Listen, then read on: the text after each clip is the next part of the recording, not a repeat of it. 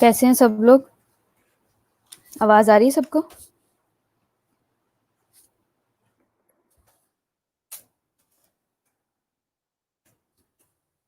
सब लोग ऑनलाइन क्यों नहीं हुए अभी तक? सिर्फ दो ही हैं। इफ्रा ग्रुप में मैसेज करो।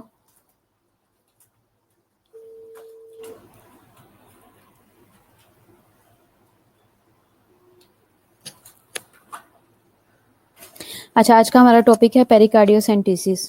ठीक है, ये हमने वैसे भी किया हुआ है और मैं आज आपको ऑनलाइन भी इसका मैं थोड़ा सा आपको एक्सप्लेन करना चाह रही हूँ ताकि इसकी रिवीजन हो जाए और नेक्स्ट हम टेस्ट वगैरह कर सकें। ठीक है, तो अभी सिर्फ सादिया और नीलम ही ऑनलाइन है और कोई भी नहीं है। बाकी सब लोग किधर हैं? सादिया, ग्रुप में कांटेक्ट करो।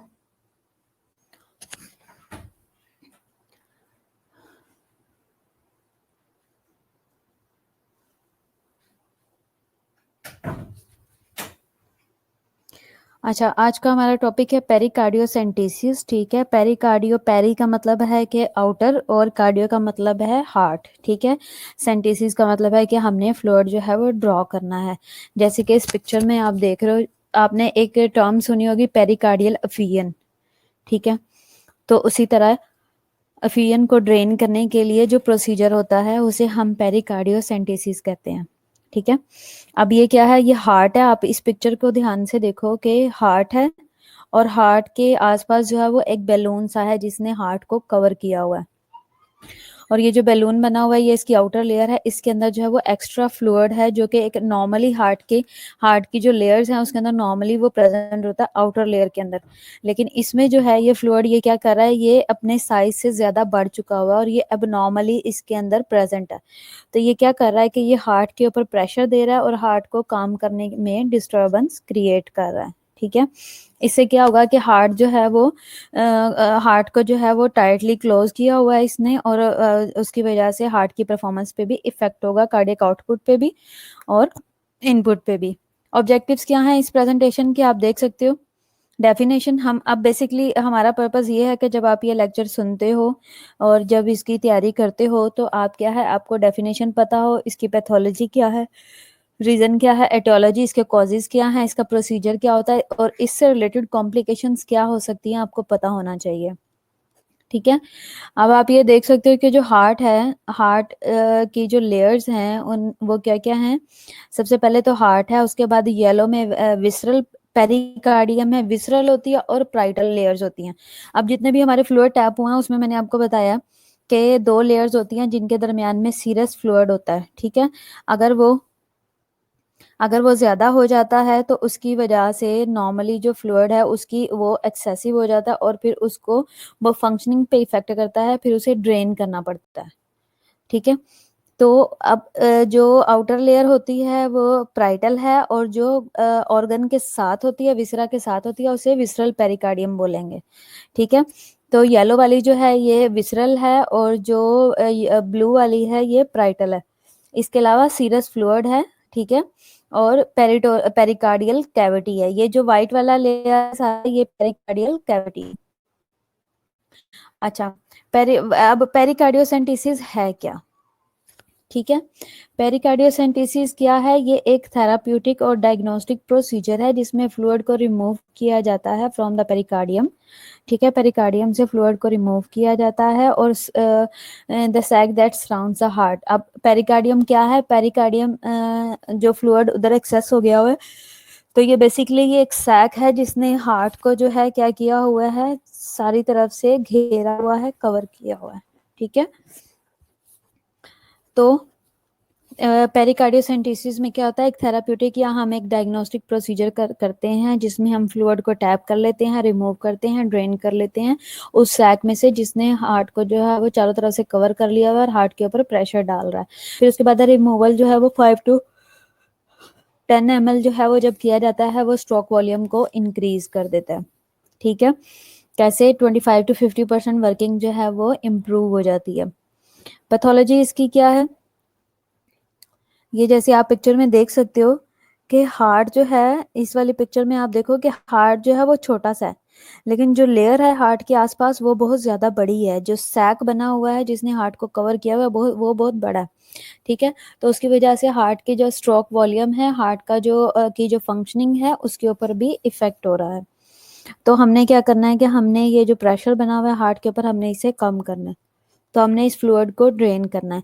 अब आप ये देख सकते हो जैसे पिक्चर में ये शो हो रहा है कि अगर नीडल जरा सी इधर उधर भी हो जाती है तो हार्ट की इंजरी भी हो सकती है, हार्ट का डैमेज भी हो सकता है। इसकी पैथोलॉजी क्या है, इसके कॉजेज क्या है? कार्डियक टेम्पोनेड है, ठीक है। ये क्या है? ये अक्यूमुलेशन ऑफ फ्लूइड है पेरिकार्डियल स्पेस के अंदर, ठीक है। फ्लूइड जो है वो एक्यूमुलेट होना शुरू हो गया, जिसका रिजल्ट ये होता है कि ये रिड्यूस कर देता है वेंट्रिकुलर फिलिंग को। वेंट्रिकुलर्स वेंट्रिकल्स जो हैं वो प्रॉपरली फिल नहीं होते, ठीक है। ये प्रॉब्लम आता है। अब वेंट्रिकल्स का फिल होना क्यों इंपॉर्टेंट है? वेंट्रिकल्स क्या रोल प्ले करते हैं? जो राइट वेंट्रिकल है वो सारे का सारा जो इम्प्योर ब्लड है वो अपने अंदर लेता है। जो लेफ्ट वेंट्रिकल है वो सारे का सारा प्योर ब्लड जो है वो अपने अंदर इकट्ठा करता है। और बाद में दोनों क्या करते हैं, राइट वेंट्रिकल जो है वो पुश कर देता है पल्मोनरी आर्टरी के थ्रू जो है वो लंग्स में, और जो लेफ्ट है वो एओर्टा के थ्रू पूरी बॉडी में पेरिफेरल सर्कुलेशन के लिए, ठीक है। तो इन दोनों का बड़ा मेन रोल है। तो वेंट्रिकल्स की फिलिंग होना भी बहुत इंपॉर्टेंट है, ठीक है। फिर उसके बाद है कि वेंट्रिकल्स की जो फिलिंग है उस पर इफेक्ट करता है और सब सीक्वेंट हीमोडायनामिक कंप्रोमाइज हो जाता है। हीमोडायनामिक कंप्रोमाइज कैसे होता है? ये इस तरह से होता है कि जब हार्ट को ब्लड जब पूरी बॉडी को ब्लड चाहिए लेकिन हार्ट पंप नहीं कर पा रहा प्रॉपरली, तो उसकी वजह से इफेक्ट होता है हीमोडायनामिकली, ठीक है। अब क्या है कि हार्ट का ये काम है कि उसने प्योर ब्लड पूरी बॉडी में सप्लाई करना है। उस प्योर ब्लड के साथ न्यूट्रिएंट्स भी जा रहे हैं, ऑक्सीजन भी जा रही है, प्लस ब्लड सप्लाई भी जा रही है। लेकिन जब सर्कुलेशन पुअर हो जाएगी तो ऑक्सीजन की भी कमी होगी, प्लस न्यूट्रिएंट्स भी प्रॉपरली नहीं जाएंगे, तो पूरी बॉडी कंप्रोमाइज हो जाएगी। सर्कुलेशन प्रॉपर नहीं होगी, बीपी और हार्ट रेट पे भी इफेक्ट होगा। ये तो होगी पैथोलॉजी, ठीक है। क्या थी पैथोलॉजी? कार्डियक टैम्पोनेड होता है पैथोलॉजी। बेसिकली उसमें क्या होता है कि एक्यूमुलेशन ऑफ फ्लूइड होना शुरू हो जाती है स्पेस के अंदर, जिसका रिजल्ट ये होता है कि वेंट्रिकुलर फिलिंग प्रॉपरली नहीं होती, और जब वेंट्रिकल्स प्रॉपरली फिल नहीं होंगे तो हीमोडायनामिक जो है वो सब सीक्वेंट इसका जो है रिजल्ट ये निकलता है कि हीमोडायनामिकली जो है वो बॉडी कंप्रोमाइज हो जाती है। सिम्टम्स इसके क्या है? मफल्ड हार्ट साउंड होगा, जैसे कि किसी चीज़ में लपेटा हुआ और बहुत दूर से और बहुत दबी हुई आवाज़ आएगी, और जो जुगुलर वीनस जो प्रेशर है वो भी डिप्रेस्ड होगा, हाइपरटेंशन होगी, और इसके अलावा according to the back straight क्या होगा के एंट्रोपोस्टीरियर व्यू जो है वो चेस्ट का रेडियोग्राफ का वो शो करेगा मैसिव बॉटल शेप्ड हार्ट को, और इसके अलावा जो है absence of pulmonary vascular congestion हो जाएगी, ठीक है। आप ये पिक्चर में देख सकते हो कि नॉर्मली हार्ट जो है वो स्टर्नम के आसपास नजर आ रहा होता है, स्टर्नम में नजर आ रहा होता है सिर्फ, ठीक है, और उसका नॉर्मल साइज होता है। लेकिन ये हार्ट क्योंकि साइज से बड़ा है, कार्डियोमेगाली हो गई है, तो उसकी वजह से क्या हुआ है कि हार्ट, ये जितना भी आपको ये बैलून शेप्ड नजर आ रहा है वाइटिश सा, ये सारे का सारा हार्ट है, ठीक है। तो क्या है कि हाइपोटेंशन भी क्यों हुई है? क्योंकि हार्ट का प्रेशर ही नहीं बन पा रहा, एलवी प्रॉपरली फिल नहीं हो रहा, ब्लड को पुश नहीं कर रहा, तो बेसिकली प्रॉब्लम यहाँ से आ रही है। तो उसके अलावा क्या है कि अब क्योंकि अपने साइज में बढ़ गया हुआ है बहुत, जो है वो इसके ऊपर जो है वो आउटर लेयर का सैक का प्रेशर भी बहुत ज़्यादा है। उस प्रेशर की वजह से क्या हो रहा है कि हार्ट की परफॉर्मेंस जो है वो इफेक्ट हो रही है, ब्लड सर्कुलेशन इफेक्ट हो रही है, वेंट्रिकल्स की फीलिंग जो है वो इफेक्ट हो रही है, ठीक है। तो अब क्या है कि ये अब एक एक्सरे है, ये शो कर रहा है कि ये एंटीरियर पोस्टीरियर व्यू है चेस्ट का, एक्सरे के थ्रू लिया गया, जो कि शो कर रहा है मैसिव बोतल शेप्ड हार्ट को। देख सकते हो ऐसे लग रहा है जैसे एक बड़ी सी पुराने दौर की जैसे बोतल गैलन टाइप की बनी होती है, कि एक बड़ी सी बोतल है, ठीक है, और ये हार्ट जो है इस बोतल की शेप ले चुका हुआ है, और इसमें पल्मोनरी वेस्कुलर जो है वो पल्मोनरी वेस्कुलर कंजेशन हुई हुई है, यानी कि जो हार्ट की उसकी लंग्स की वेसल्स हैं उनमें भी कंजेशन हुई हुई है, हार्ट का साइज इतना बढ़ चुका है। कॉजेज इसके क्या है for all patients? malignant disease are the most common cause of pericardial tamponade। ठीक है, बहुत सारी ऐसे malignant diseases हैं जो कि हार्ट के ऊपर इफेक्ट करती हैं और वो जो है वो टेम्पोनेट करवा देती हैं। ठीक है, अब क्या है कि among etiologies of tamponade the most reportedly incidence rates, सबसे ज़्यादा जिन वजूहात से जो है वो पेरिकार्डियल एफियन होता है उनमें जो सबसे पहली है वो मेलिग्नेंट डिजीजेज हैं। वो मेलिग्नेंट कहीं का भी हो सकता है, हम हार्ट के कैंसर की नहीं बात करें, मेलिग्नेंट जो है वो कहीं का भी हो सकता है। इसके अलावा इडियोपैथिक जो है वो पेरिकार्डाइटिस हो जाता है। इडियोपैथिक पेरिकार्डाइटिस क्या है ये मैं आपको नेक्स्ट लेक्चर में बताऊंगी। इसके अलावा इन्फेक्शियस डिजीजेज जितनी भी होती हैं वो जो है वो पेरिकार्डियल अफियन करवाती हैं, और इसके अलावा एंटीकोगुलेशन जो है वो भी पेरिकार्डियल अफियन करवाती है। इसके अलावा जो हाइपोथायराइडिज्म है वो भी पेरिकार्डाइटिस करवाता है, और जब पेरिकार्डाइटिस पर लॉन्ग चला जाए तो उससे फ्लूइड जो है वो बढ़ जाता है, अफियन बढ़ जाता है। टेम्पोनेट कैन अकर हो सकता है as a result of any type of pericarditis. ठीक है, टेम्पोनेट जो है वो किसी भी टाइप के पेरिकार्डाइटिस की वजह से हो सकता है, जैसे अभी मैंने आपको पहले बताया कि जो हाइपोथायराइडिज्म है।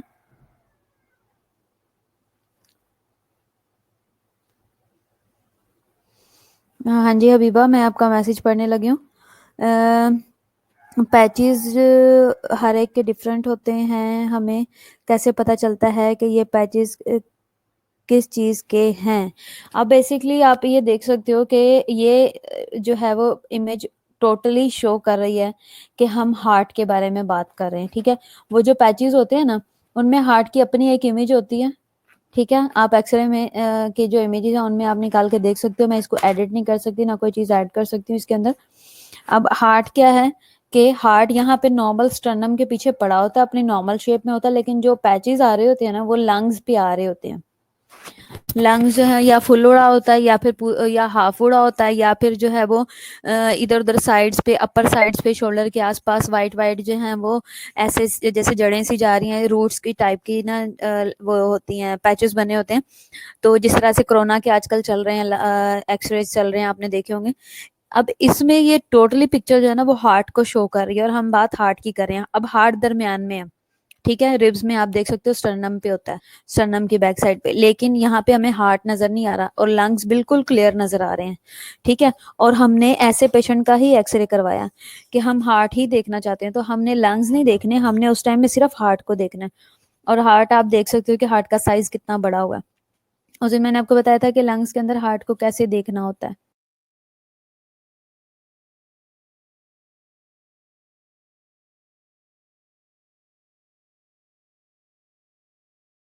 कि मैंने आपको बताया था किस तरीके से देखना है। हम क्या करते हैं एक्सरे के अंदर, मैंने आपको बताया था कि इस तरीके से दो फिंगर्स, आपने कभी डॉक्टर्स को भी देखा होगा कि पहले वो हार्ट के ऊपर रखते हैं।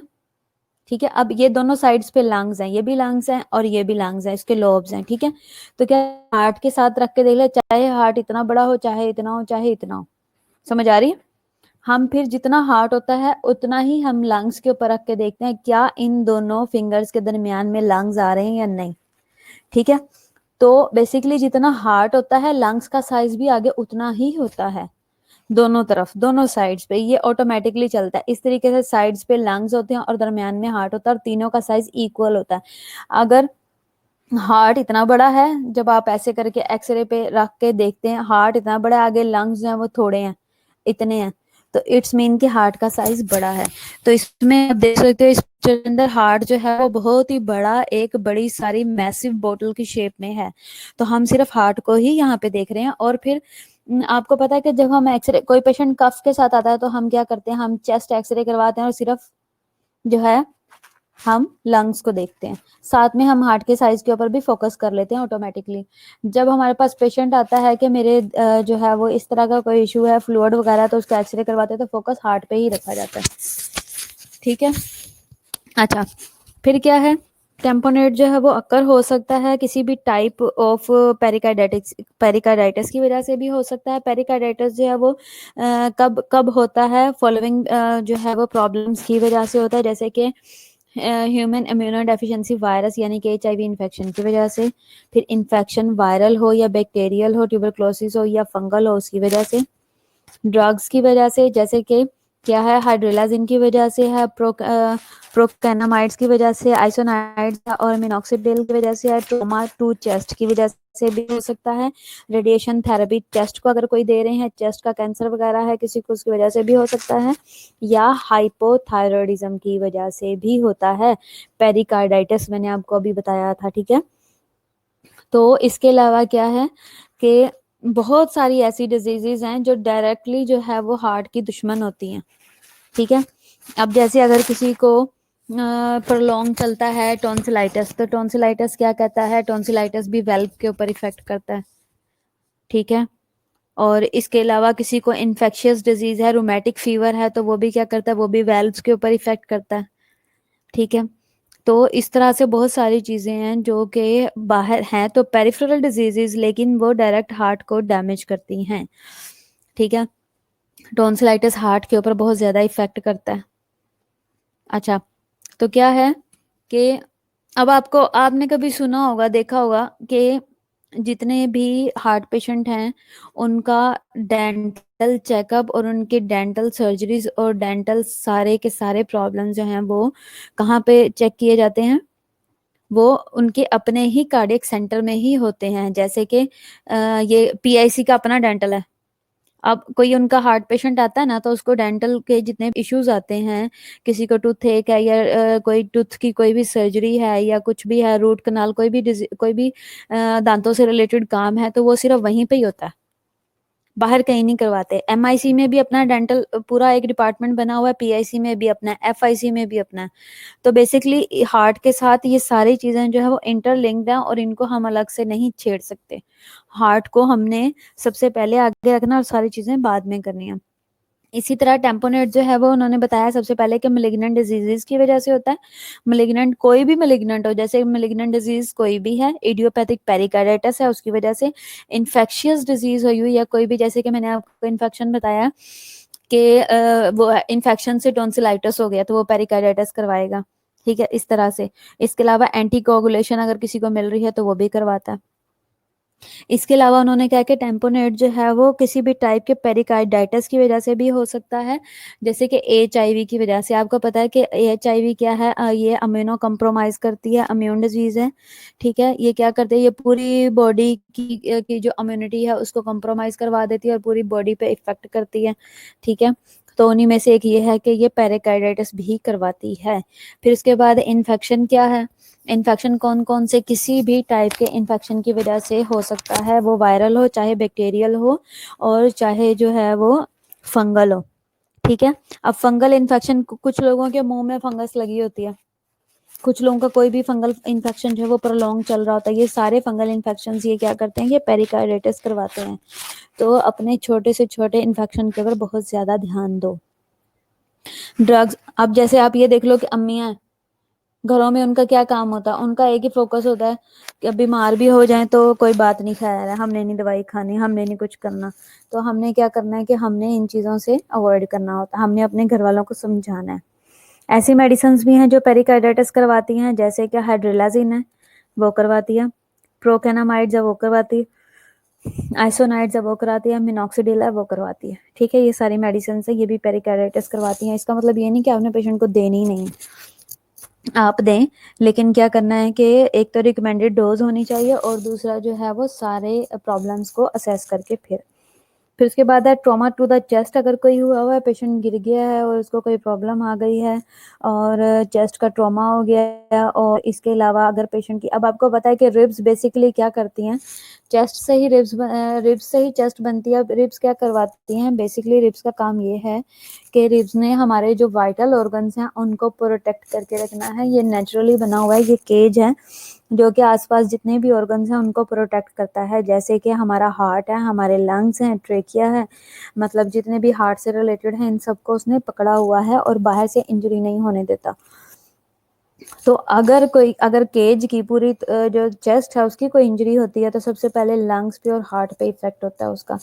तो इस तरह का कोई ट्रॉमा होता है तो उससे भी पेरिकार्डाइटिस हो जाता है। फिर इसके अलावा कोई हम रेडिएशन थेरेपी चेस्ट की ले रही हैं तो हार्ट पे इफेक्ट लाजमी होता है, हार्ट की आउटर लेयर पे होता है, पेरिकार्डाइटिस हो जाता है, इन्फ्लामेशन हो जाती है और वो फिर आगे जाके कन्वर्ट हो जाती है टेम्पोनेट में। हाइपोथायराइडिज्म जो है वो भी हार्ट की और ब्रेन की डिजीज है। ये दोनों चीजें मिलकर जो है वो है तो थायराइड की, लेकिन ये दोनों चीजों पे इफेक्ट करती है। अब जैसे ही बेसिकली ये हार्मोन है, हार्मोनल डिजीज है, और जो आपको पता है ये एंडोक्राइन में आती है। जितने भी हाइपोथायराइड, जितने भी थायराइड से रिलेटेड प्रॉब्लम है, अब हाइपो हो या हाइपर हो, जब ये दोनों चीजें हमारे जो हैं उस पे हमारे मेटाबॉलिज्म पे इफेक्ट करती हैं। जब हमारा मेटाबॉलिक रेट कम रहता है तो हमारी बॉडी जो है, हम हेल्दी होना शुरू हो जाते हैं, मेटाबॉलिज्म कम होता है, हार्ट रेट भी नॉर्मल होता है या कम रहता है। और जब हम हाइपर होते हैं, मेटाबॉलिज्म बढ़ जाता है, हम हाइपर एक्टिव रहते हैं, तेज तेज काम करते हैं, तेज तेज एक्टिविटी करते हैं, हमारी बॉडी ज़्यादा वार्म रहती है।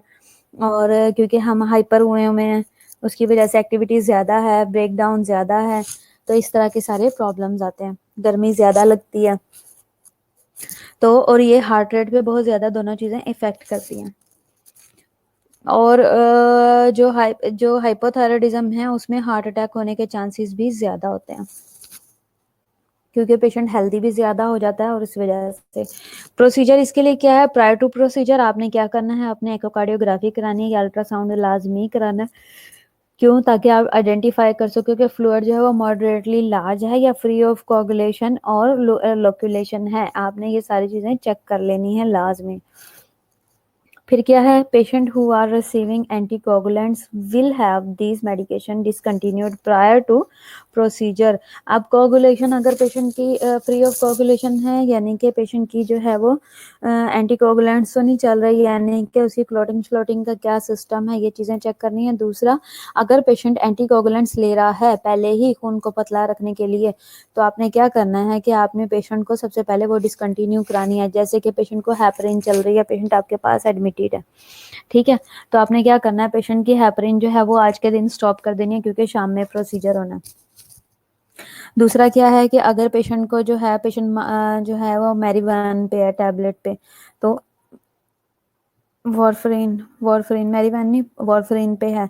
वॉरफरीन क्या करती है, ब्लड को थिन करती है। तो इस तरह की जो मेडिसिन उसको एंटीकोगुलेंट्स मिल रहे हैं, या जैसे कि आप वो लगाते हो इंजेक्ट एक्स्ट्रा वगैरह लगाते हो, या फिर जो भी आप जो है वो ब्लड को थिन करने के लिए मेडिसिन दे रहे हो, आपने क्या करना है कि आपने उसे फिलहाल के लिए स्टॉप करवा देना, ताकि जब प्रोसीजर हो तो पेशेंट ओवर ब्लीड ना कर जाए।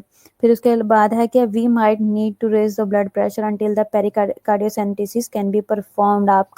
आपने हार्ट रेट को बढ़ा के रखना है। अगर हार्ट रेट पे कोई इफेक्ट हुआ तो सॉरी, आपने बीपी को रेज ही रखना है, आपने बीपी को डाउन नहीं होने देना। इसलिए नहीं होने देना कि अगर बीपी डाउन हुआ तो पेशेंट को जो है वो लाइफ थ्रेटनिंग भी उसके लिए हो सकता है। और दूसरा ये कि आप बॉडी से फ्लूइड को ड्रेन कर रहे हो, ठीक है।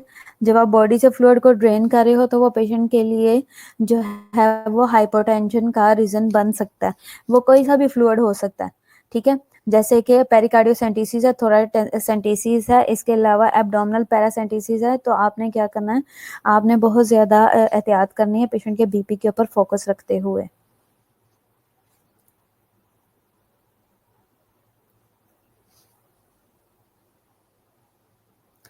अब क्या है इसके अलावा कि डिस्क्रिप्शन ऑफ द प्रोसीजर होना चाहिए। आपने पेशेंट को एक्सप्लेन करना है कि हम आपका क्या प्रोसीजर करने लगे हैं, ठीक है।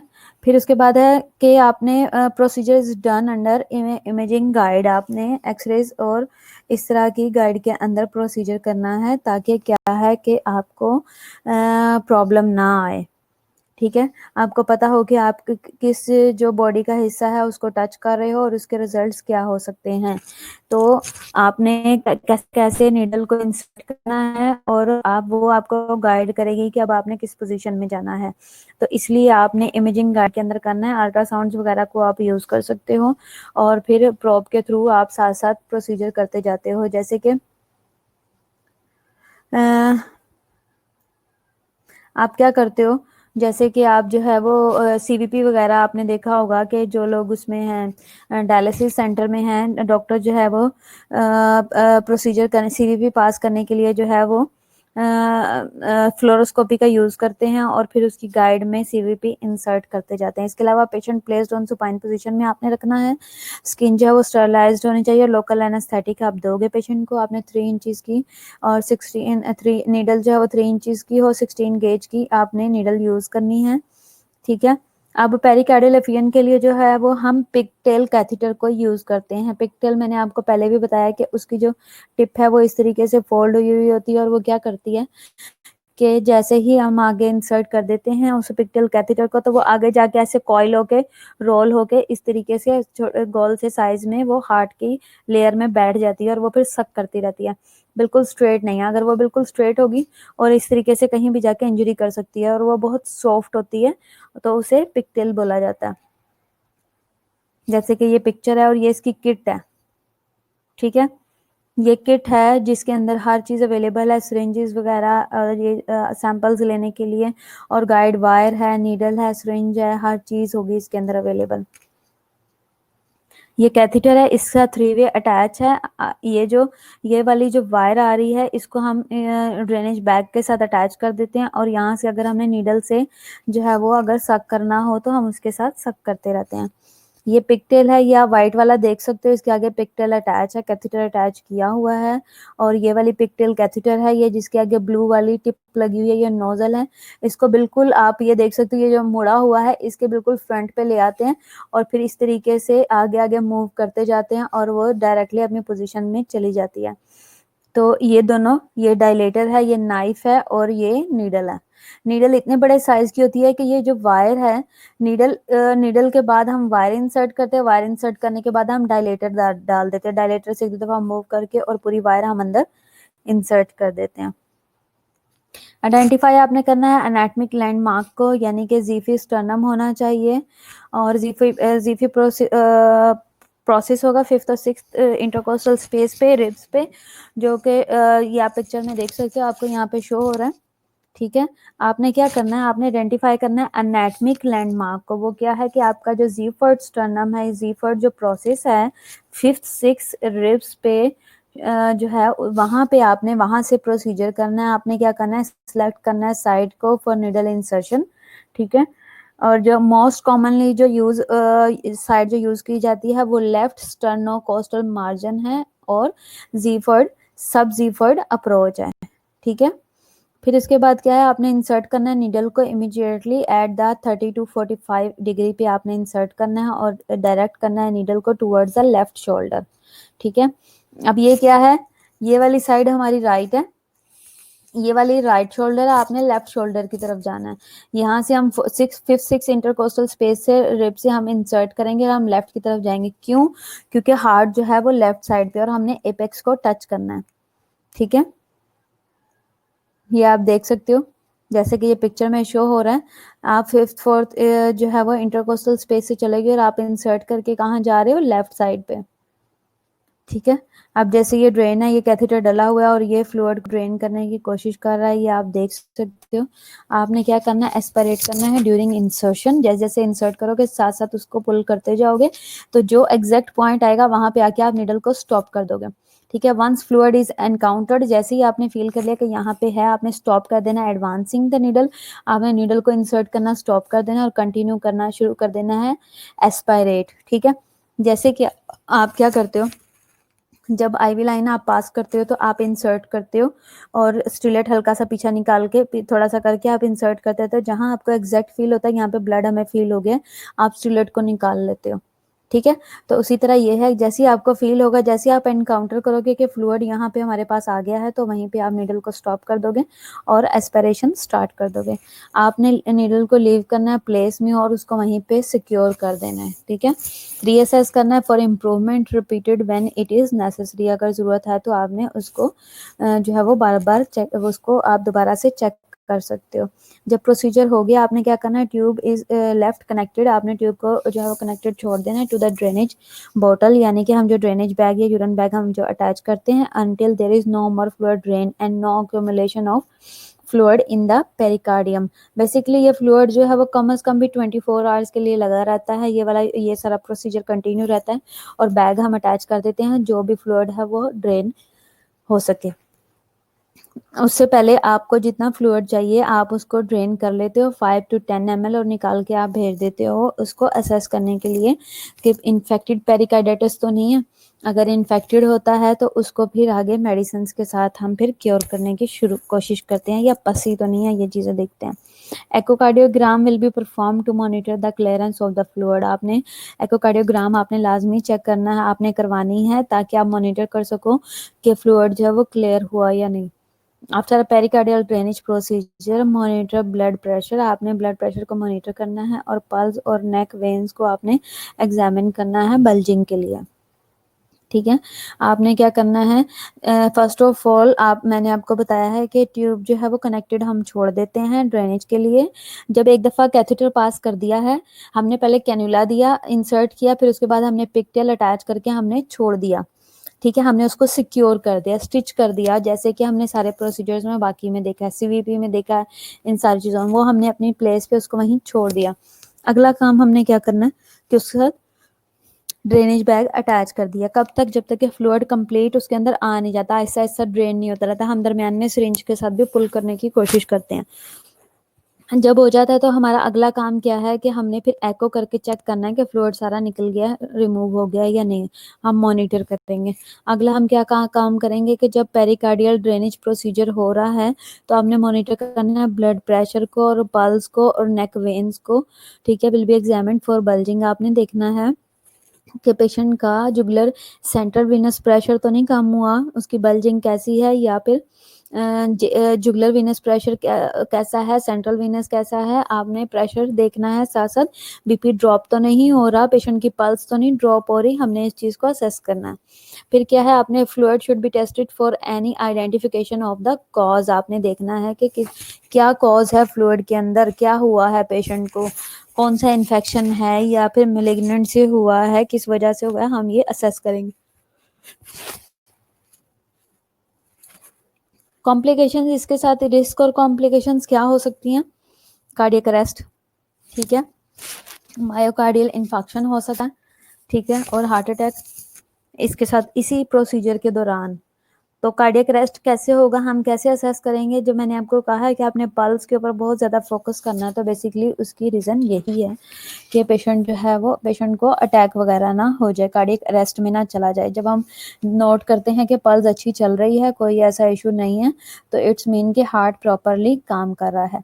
मायोकार्डियल इन्फेक्शन या हार्ट अटैक तो नहीं हो रहा, ईसीजी को आप साथ साथ मॉनिटर करते रहोगे कि ईसीजी पे किसी किस्म का कोई चेंजेस तो नहीं आ रही हैं।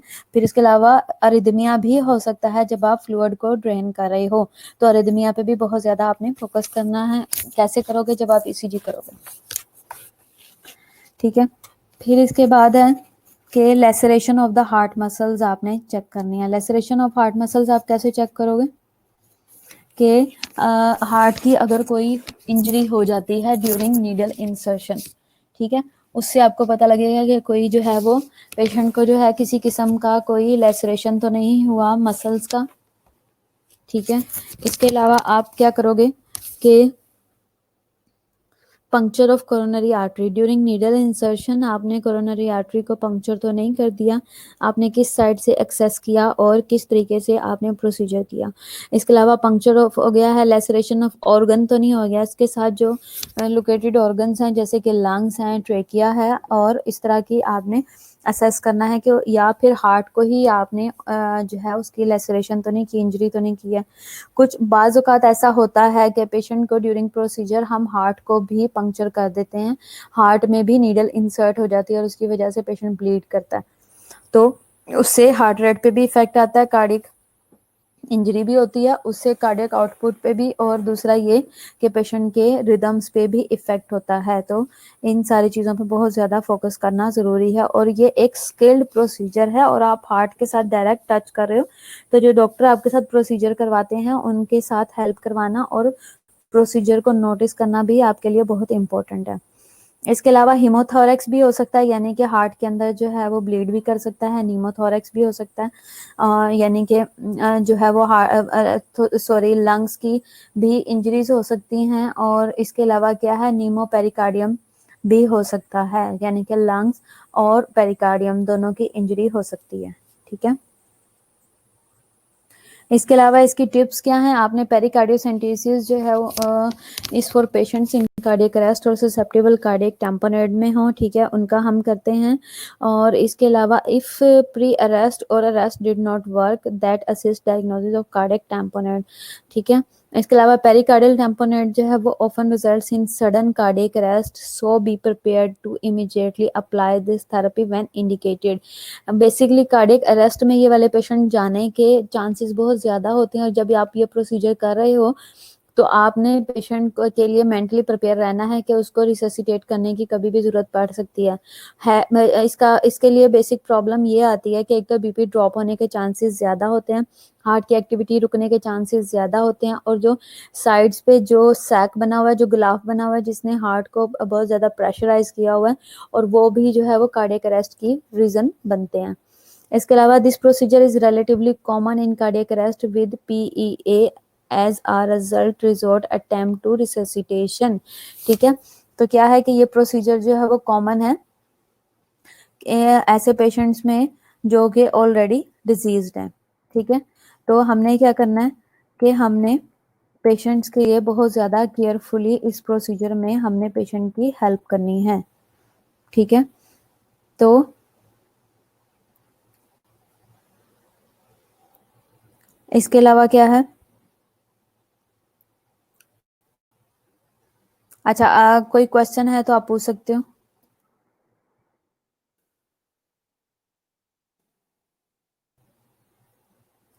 हाँ जी।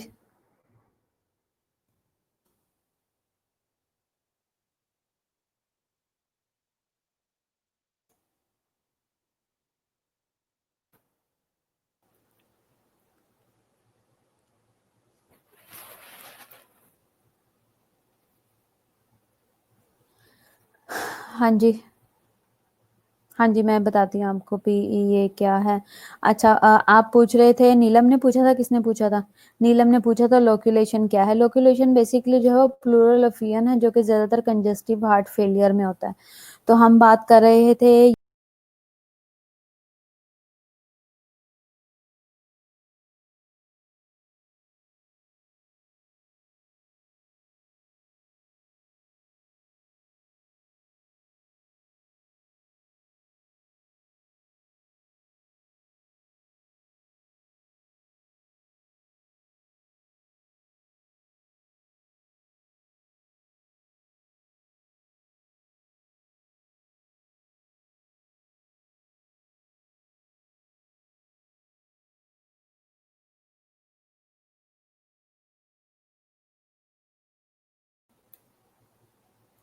अच्छा ये कहाँ पे आया था, बेसिकली हम अभी देख रहे थे।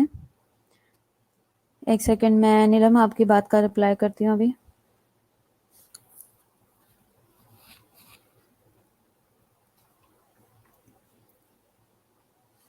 कोगुलेशन जो है, हम कोगुलेशन और लोक्यूलेशन की बात कर रहे थे। अच्छा क्या है, हम इसके प्रोसीजर से पहले कुछ चीज़ें देखने के बारे में बात करते हैं, जैसे कि आपने एक्योकार्डियोग्राफी या अल्ट्रासाउंड करवाना है ताकि आइडेंटिफाई कर सके फ्लूइड जो है वो मॉडरेटली लार्ज है या फ्री ऑफ कोगुलेशन है या लोक्यूलेशन है। मतलब ये कि पेशेंट जो है सबसे पहले आपने ये आइडेंटिफाई करना है कि वाकई इतना फ्लूइड है कि हम उसे ड्रेन करें। फर्स्ट ऑफ ऑल अगर इतना नहीं है तो ड्रेन करने से रिलेटेड भी अवॉइड किया जाता है, ठीक है। दूसरा, कोगुलेशन तो नहीं है, उसके अंदर कोई क्लॉट्स तो नहीं बने हुए, ठीक है। तो दूसरा, इसके अलावा हम क्या करते हैं कि हम देखते हैं कि जो है वो प्लूरल अफियन तो नहीं है कंजेस्टिव हार्ट फेलियर में, यानी कि इसके साथ साथ जो है वो लंग्स का कोई इशू तो नहीं चल रहा, कोई प्लूरल अफियन तो नहीं चल रहा, ठीक है। और ये ज्यादातर हो जाता है कंजेस्टिव हार्ट फेलियर में। तो बेसिकली इसमें होगा क्या कि अगर पेशेंट जो है वो पहले ही प्लूरल अफियन के साथ और साथ हम जब ये प्रोसीजर कर रहे हैं तो इससे प्रॉब्लम क्या आएगी कि इससे ये प्रॉब्लम आएगी कि पेशेंट जो है वो अरेस्ट में जाने के जो है वो चांसेस ज़्यादा हो जाएंगे, ठीक है। इस वजह से हम इसको अवॉइड करते हैं, ठीक है। और इसके अलावा पल्सलेस इलेक्ट्रिकल एक्टिविटी कहते हैं हम पीईए को, ये अभी हमने डिस्कस किया था। पीईए ये है पल्सलेस इलेक्ट्रिकल एक्टिविटी, ठीक है। नीलम ने क्वेश्चन पूछा था, और किसी का क्वेश्चन है? एक मिनट में आपको बता दूं। अच्छा, ये हम पढ़ रहे थे टिप्स के अंदर कि आपने किस तरीके से इसके अंदर परफॉर्म करना है। तो क्या कह रहे थे कि जो प्रोसीजर है ये रिलेटिवली कॉमन है in cardiac arrest with pulseless electrical activity as a resort attempt as resuscitation. ठीक है, एट रिससिटेशन। तो वो क्या कह रहे हैं कि प्रोसीजर जो है वो कार्डियक अरेस्ट में चला जाता है, स्पेशली कैसे किन सिचुएशंस में, जब पल्सलेस इलेक्ट्रिकल एक्टिविटी होती है, यानी कि वो वाला हार्ट रेट आ रहा होता है, हार्ट की वो वाली हार्ट उस तरह से परफॉर्म कर रहा होता है कि जिसमें पल्स जो है वो हमें फील नहीं हो रही होती, लेकिन उसकी इलेक्ट्रिकल एक्टिविटी हो रही होती है। ठीक है, पल्स हमें किस तरीके से फील हो रही होती है कि पल्स जो है वो हमें पल्स नहीं फील हो रही लेकिन हार्ट चल रहा है। ठीक है, तो और पेशेंट जो है वो इसके अलावा रिदम जो है वो प्रॉपरली नहीं बन रहा होता।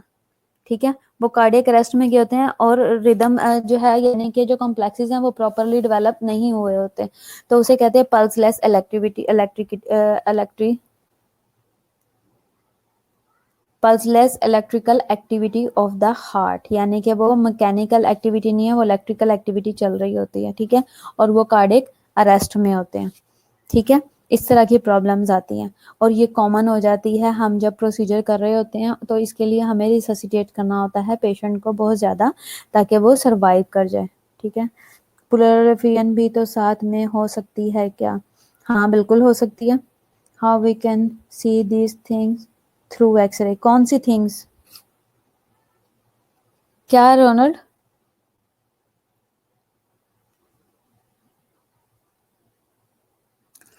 अब जैसे सादिया आप पूछ रहे हो कि प्लूरल अफियन भी साथ में हो सकती है, बिल्कुल हो सकती है, लेकिन ये दोनों चीजें ज्यादा रिस्की हो जाती हैं, तो दोनों पे ही इफेक्ट। अब देखो कि हम प्लूरल अफियन जब हम टैप करते हैं तो हम कितना ज्यादा फोकस रखते हैं, और फिर हम हार्ट का भी कर रहे हैं, तो हमने दोनों में से एक चीज को एक टाइम में टच करना है और बहुत ज्यादा फोकस्ड और बहुत ज्यादा जो है वो क्रिटिकल ये केस होते हैं। ठीक है, कोआगुलेशन एक्स्ट्रा। अच्छा, कोआगुलेशन आप कैसे देखते हो? हम कोआगुलेशन, आपने कभी रोनल्ड कोआगुलेशन प्रोफाइल करवाई है? कभी पेशेंट का पीटीआईएनआर देखा? अगर पीटीआईएनआर बड़ा हुआ है, अगर इतना है कि पेशेंट का ब्लड बहुत थिन है या नॉर्मल आ रहा है या नॉर्मल से कम आ रहा है, यानी कि ऐसी सिचुएशन है जिसमें क्लॉटिंग ज्यादा करवाएगा और ऐसी सिचुएशन है जिसमें थिन है, तो इन दोनों चीजों को हम देख सकते हैं बहुत क्लियरली पीटीआईएनआर में। ठीक है, तो आपने क्या करना होता है कि आपने ये वाली प्रोफाइल उसकी लाजमी करवा के रखनी है, ताकि हम देख सकें कि हार्ट ब्लड जो है वो किस तरीके से रन कर रहा है पेशेंट के बॉडी के अंदर। ठीक है, तो ये हम उसके बारे में बेसिकली बात कर रहे हैं। एक्सरे में तो नहीं हम देख सकते, एक्सरे की तो ये इमेज है, इसमें आप हार्ट का साइज देख सकते हो कि हार्ट कितना बड़ा है। आप ये देख लो कि हार्ट इतना बड़ा है, और इस वक्त जो ये बेसिकली जो बॉडी के अंदर जितने भी फ्लूइड एक्स्ट्रा आ जाते हैं ना, वो सब उस वक्त बॉडी का पार्ट होते हैं। जब उस वक्त हम उसे ड्रेन करते हैं तो वो हमारे बीपी पे इफेक्ट करते हैं, हार्ट पे इफेक्ट करते हैं। ठीक है, वीकनेस करवाते हैं, इस तरह की प्रॉब्लम्स आती हैं। तो जब उसको ड्रेन करना हो, तो अब जैसे वो वाला है, मैंने आपको बताया था कि एब्डोमिनल पैरासेंटेसिस करते हैं तो उसमें 7 पेशेंट को एल्ब्यूमिन देते हैं। ठीक है, एल्ब्यूमिन मैंने बताया था कि अटैच करते हैं। तो इसी तरह जब हम ये एब्डोमिनल पैरासेंटेसिस कर रहे होते हैं, तो इसके साथ कुछ डॉक्टर्स फ्लूइड भी लगाते हैं। ठीक है, सेलाइंस भी लगवाते हैं कि ताकि पेशेंट का बीपी ड्रॉप ना हो, अगर ड्रॉप हो रहा हो तो सेलाइन अटैच कर देते हैं। तो इस तरह की सिचुएशंस भी होती हैं। अब जैसे कंजेस्टिव हार्ट फेलियर का पेशेंट है, ऑलरेडी हम उसे फ्लूइड ओवरलोड नहीं कर सकते, तो डॉक्टर उसके लिए अगर बीपी ड्रॉप कर रहा है या हार्ट रेट कम हो रहा है तो उसके लिए डोपा डेब्यूटा सपोर्ट को अटैच करवा देते हैं, ताकि बीपी और हार्ट दोनों ही ठीक रहें। ठीक है, और फ्लूइड ओवरलोड में भी ना पेशेंट जाए। ठीक है, और किसी का कोई क्वेश्चन है इसमें से? हाँ जी नीलम, आपको क्लियर हो गया?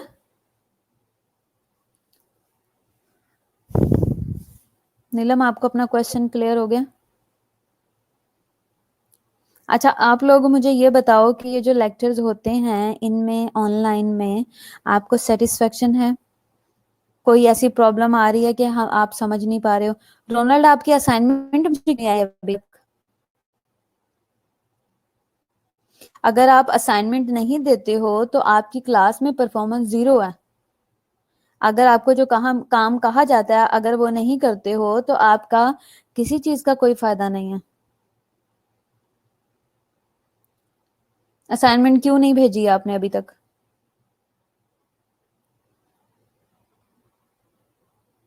टेस्ट में अब आपका कल में या परसों में लूंगी।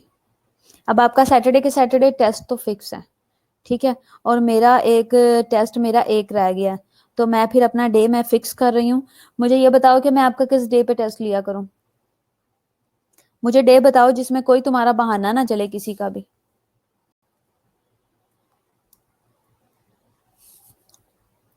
Monday, Tuesday, Wednesday, Thursday, Friday किस दिन टेस्ट हो? सैटरडे संडे भी है, संडे को भी लिया जा सकता है।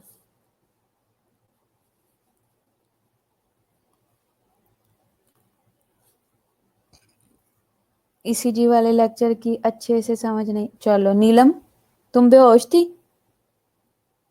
2 दफा मैंने लेक्चर करवाया है वो।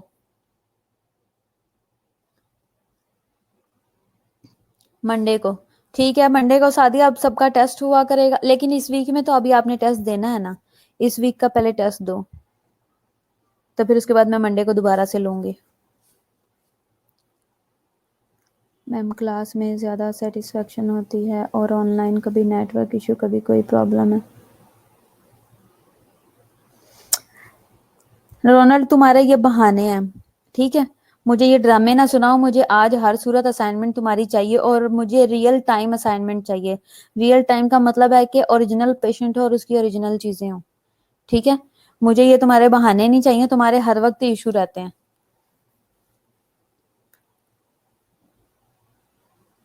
तो सैटरडे को तो मैं नहीं ले रही, मैं तो आपका कल ले लूंगी, सैटरडे को नहीं मैं ले रही। टॉपिक आपका एनाटमी और कंडक्शन पे होगा। नहीं नीलम अब नहीं, मैंने उसके ऊपर बहुत टाइम पहले वेस्ट किया, अब मैं उसको दोबारा नहीं करवा सकती, बाकी बच्चों का भी टाइम वेस्ट हो रहा है। ईसीजी का नीलम की रिक्वेस्ट है दोबारा लेक्चर करने का, आप लोग क्या कहते हो? रोनल्ड तुम्हारी तो ये रूटीन है कि तुम्हें कोई भी काम कह दिया जाए तुम नहीं करते हो, ठीक है, और ये मैं सारे के सारी जो तुम्हारी चैट आई है मैं सेव रख रही हूँ, ये मैं रिपोर्ट करूंगी, ठीक है, क्योंकि ये मुझे आप लोगों की हरकतें ना, तुम्हारी रोनल्ड स्पेशली, और जूलियस देखो जूलियस बिल्कुल फरार है, मैंने आप लोगों का क्लिनिकल ऑन करवा देना।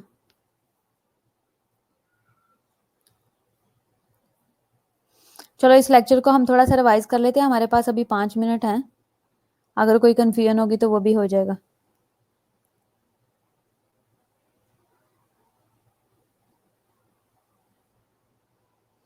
नहीं रोनाल्ड कोई मैं कुछ नहीं सुनना चाहती, मुझे हर सूरत जो है वो चाहिए, क्या कहते हैं। अच्छा यूट्यूब पे जो लेक्चर आते हैं उनकी समझ आती है आपको? वहां से जो अब आप डाउनलोड करके जब आप करते हो ठीक होता है, उसकी फीडबैक ठीक है, कोई इशू तो नहीं है उसमें? अच्छा चलो हम एक दफा देख लेते हैं इस वाले लेक्चर को दोबारा से। अच्छा पेरिकार्डियोसेंटेसिस हम पढ़ रहे थे, क्योंकि आपको क्लियरली नजर आ रहा है कि पेरिकार्डियम की बात है, ऑब्जेक्टिव्स हैं, हार्ट की ये लेयर है, साथ ही एनाटमी बताई हुई है, ठीक है। और पेरिकार्डियोसेंटेसिस क्या है? पेरिकार्डियोसेंटेसिस जो वो थेराप्यूटिक और डायग्नोस्टिक प्रोसीजर है जिसमें फ्लूइड को रिमूव किया जाता है पेरिकार्डियम से, और सैक जो है वो ये क्या है, ये एक सैक है जो कि हार्ट को सराउंड करती है, ठीक है। अच्छा क्या है, 5 to 10 ml अगर हम रिमूव करते हैं तो ये 25 to 50% जो है ये स्ट्रोक वॉल्यूम को बढ़ा देता है। स्ट्रोक वॉल्यूम क्या है मैंने आपको जिन भी बताया। पैथोलॉजी क्या है, ये कार्डियक टेम्पोनेट भी इसको ये कहलाता है। कार्डियक टेम्पोनेट क्या है, ये एक्यूमुलेशन ऑफ फ्लूइड है, कहाँ पे, पेरिकार्डियल स्पेस के अंदर, जिसका रिजल्ट जो है वो इसके रिजल्ट में वेंट्रिकुलर फिलिंग रिड्यूस हो जाती है, कम हो जाती है, और ये इफेक्ट करती है हीमोडायनामिक जो है वो परफॉर्मेंस को कम कर देती है। सिम्टम्स इसके क्या है, मफल्ड हार्ट साउंड होती है, जेवीडी होती है, हाइपरटेंशन होती है, एंटीरियर पोस्टीरियर व्यू दिया हुआ है चेस्ट का, ये रेडियोग्राफी के थ्रू किया गया है, इसके अंदर मैसिव बोतल शेप्ड हार्ट है, और ये क्या है, ये एब्सेंस ऑफ पल्मोनरी फंक्शनिंग करवाता है। कॉजेज क्या हैं इसके? For all patients malignant disease की वजह से मोस्ट कॉमन जो कॉजेज हैं वो मैलिग्नेंट डिजीज हैं। ये पेरिकार्डियल टेम्पोनेट करवाती हैं। अमंग एटियोलॉजीज फॉर टेम्पोनेट, इसमें जो है वो क्या है कि डिफरेंट कॉजेज हैं टेम्पोनेट के। The most reported incidence rates क्या क्या हैं? मैलिग्नेंट डिजीज है, इडियोपैथिक पेरिकार्डिटिस है, इन्फेक्शियस डिजीज है और एंटीकोगुलेशन है। ये सारी चीजें जो हैं वो पेरिकार्डियल टेम्पोनेट की वजह बनती हैं। फिर इसके अलावा टेम्पोनेट जो है वो क्या है, किसी मजीद जो उन्होंने बताया कि ये अक्कर हो सकता है कैसे? As a result of any type of pericarditis की वजह से। पेरिकार्डाइटिस किन किन वजूहात से होता है? HIV पॉजिटिव होने की वजह से, डिफरेंट इन्फेक्शंस यानी कि वायरल या बैक्टीरियल या फंगल इन्फेक्शंस की वजह से हो सकता है। इसके अलावा जो है ड्रग्स की वजह से हाइड्रोलाजिन है और प्रोकेनामाइड है, आइसोनाइड्स हैं, और इसके अलावा मिनॉक्सिडिल है। इसके अलावा ट्रॉमा हो चेस्ट का, रेडिएशन थेरेपी हो चेस्ट की, या हाइपोथायरॉयडिज्म हो, ये सब चीज़ें पेरिकार्डिटिस करवाती हैं। और पेरिकार्डिटिस पेरिकार्डियल अफियन करवाती हैं, टेम्पोनेट करवाती हैं। प्रोसीजर में क्या है, आपने एकोकार्डियोग्राफी करानी है ताकि आप आइडेंटिफाई कर सकोगे कि मॉडरेटली स्वेयर है या नहीं, ड्रेन करने की जरूरत है या नहीं है, फ्री ऑफ कोगुलेशन है या नहीं, और कोई लोकुलेशन तो नहीं है। फिर इसके अलावा आप क्या करोगे, पेशेंट जो रिसीव कर रहे हो एंटीकोगुलेंट उनकी फिलहाल आप स्टॉप करवा दोगे, और क्या है आप क्या करोगे, ब्लड प्रेशर को रेज रखोगे जब तक कि पेरिकार्डियोसेंटेसिस जो है वो परफॉर्म ना हो जाए। प्रोसीजर में आप क्या करोगे, डिस्क्रिप्शन ऑफ द प्रोसीजर में आप बताओगे कि पेशेंट को आप प्लेस करोगे सुपाइन पोजीशन में, स्किन जो है वो स्टरलाइज करोगे, लोकल एनेस्थीसिया देंगे, नीडल इसके लिए 3 इंचेस की यूज करेंगे, 16 to 20 गेज की यूज करेंगे, ठीक है। 3 इंचेस उसकी लेंथ होगी और 16 to 18 गेज का कैनुला होता है जो वो होगा। ये आप देख सकते हो, ये सारी चीजें हैं। ये जो ऐसे रिंग, ये जो इस तरीके से कर्व होता है, ये जो कर्व बना हुआ है इसे पिगटेल कहते हैं। पिग की आपको पता है कि पिग की जो टेल होती है वो कर्व होती है इस तरीके से, पिग आपने देखा होगा, तो उसी से इसको रिजेंबल करके इसका नाम रखा गया। आपने जब नीडल वगैरह सारी चीजें रेडी कर ली, अब आपने क्या करना है, आपने आइडेंटिफाई करना है एनाटॉमिक लैंडमार्क्स को।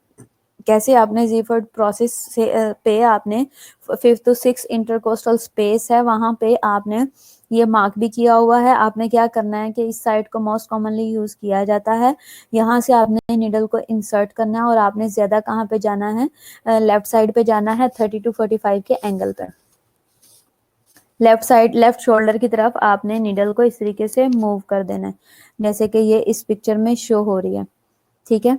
ये 45 एंगल है, आपने 45 के एंगल से नीडल को इंसर्ट करते हुए आपने कहाँ जाना है, आपने लेफ्ट शोल्डर की तरफ मूव करना है। एस्पायरेट करना है ड्यूरिंग इंसर्शन, जैसे जैसे नीडल इंसर्ट करेंगे साथ साथ एस्पायरेट पुल करते जाओगे, एस्पायरेट करोगे। फिर इसके अलावा फ्लूइड जो है वो जैसे ही आप एनकाउंटर कर लेते हो। अब एक और चीज आपको बताऊं, ये जो सिरिंज है ना, ये सारी के सारी फ्लूइड से फिल्ड नहीं है। सिरिंज हम खाली इसके लिए, किसी भी प्रोसीजर के लिए हम खाली नीडल खाली सिरिंज यूज नहीं करते। सिरिंज के अंदर हम हेपरनाइज सेलाइन थोड़ी सी फिल करते हैं लाजमी, ठीक है। खाली हम खाली सिरिंज के साथ हम प्रोसीजर नहीं करते ताकि एयर अंदर मूव ना हो। जब हम खाली को ऐसे पुल करते रहेंगे तो एकदम से प्रेशर के साथ आपको पता है प्लंजर जाके लगता है अंदर, तो हमने क्या करना है, हम उसके अंदर थोड़े से एमएल जो हैं वो हेपरनाइज सेलाइन के लाजमी रखते हैं, ताकि जो ब्लड हम अंदर से सक कर रहे हैं, जो ब्लड भी आए तो वो हेपरनाइज जब सेलाइन में मिले तो वो क्लॉट ना हो, बल्कि वो क्या हो कि वो हेपरनाइज ही रहे और क्लॉटिंग ना करवाए। जैसे ही आप एनकाउंटर करते हो कि फ्लूइड आ गया, आपने स्टॉप कर देना है, एडवांसिंग नीडल एंड कंटिन्यू एस्पायरेटिंग, आपने वहीं पे एस्पायरेट शुरू कर देना है। आपने लीव करना है नीडल को in the place and secure it. फिर उसके बाद क्या है, आपने रीअसेस करना है, इम्प्रूवमेंट के लिए है। आफ्टर प्रोसीजर जैसे ही हो गया है, ट्यूब जो है वो लेफ्ट कनेक्टेड आपने बोतल के साथ छोड़ देनी है। दूसरा आपने एको करके देखनी है फ्लूइड क्लियर हुआ या नहीं हुआ। जब पेरिकार्डियल ड्रेनेज प्रोसीजर कंप्लीट हो गया, आपने ब्लड प्रेशर और पल्स को और नेक वेन्स को चेक करना है। नेक वेन यानी कि हमारा जो सीवीपी जेवीडी, जो हमारा जेवीपी प्रेशर होता है, जुगुलर वेनस प्रेशर है, ये भी ब्लड प्रेशर को शो कर रहा होता है कि ब्लड कितनी प्रेशर से और उसका जो बल्जिंग है वो कैसी है, यानी कि कितना बल्ज हो रहा है, ये चीजें शो करता है। ब्लड प्रेशर को भी, और इसके अलावा जो फ्लूइड है वो भी आपने टेस्ट करवाना है for the identification of the cause, ठीक है। रिस्क इसकी, रिस्क और कॉम्प्लिकेशंस क्या होंगी, कार्डियक अरेस्ट हो सकता है, मायोकार्डियल इन्फार्क्शन हो सकता है, एबनॉर्मल हार्ट, इसके अलावा हार्ट रिदम्स भी एबनॉर्मल हो सकते हैं, laceration of the heart muscles हो सकती है, पंक्चर ऑफ कोरोनरी आर्टरीज हो सकता है, लेसरेशन ऑफ ऑर्गन्स हो सकता है, हिमोथोरेक्स हो सकता है। टिप्स के लिए क्या है, पेरिकार्डियोसेंटेसिस आपने पेशेंट का कराना है, कार्डियक अरेस्ट हो सकता है, ससेप्टिबल कार्डियक टेम्पोनेट हो सकता है, इन सारी चीजों के लिए आपने असेस करना है, ठीक है। दूसरा क्या है, मैंने आपको बताया था कि प्रोसीजर जो है वो रिलेटिवली कॉमन होता है, cardiac arrest with pulseless electrical activity, यानी कि हार्ट जो है जब अरेस्ट होता है स्पेशली, तो इसमें हार्ट प्रॉपर पुश करके, ब्लड को पुश करके जो है वो बीट नहीं दे रहा, बल्कि बस नॉर्मल थ्रिल कर रहा है, नॉर्मल काम कर रहा है, उसकी वजह से पल्स भी नहीं आ रही और इलेक्ट्रिकल एक्टिविटी आ रही है, तो वो वाले जो रिदम है उसका रिवर्ट होने का चांसेस भी थोड़े से कम होते हैं, क्योंकि हार्ट की वर्किंग बहुत पुअर हो चुकी है, हार्ट प्रॉपरली वर्क नहीं कर पा रहा उस वजह से, ठीक है। तो यहाँ तक सबको समझ आ गया, किसी का कोई क्वेश्चन है तो आप पूछ सकते हैं। हाँ जी, किसी का कोई क्वेश्चन है? ईसीजी के लिए बता दो, नीलम करवाने का कह रही है, ग्रुप में मुझे मैसेज करना, ठीक है। चलो ओके बाय, खुदा हाफिज सबको मेरी तरफ से।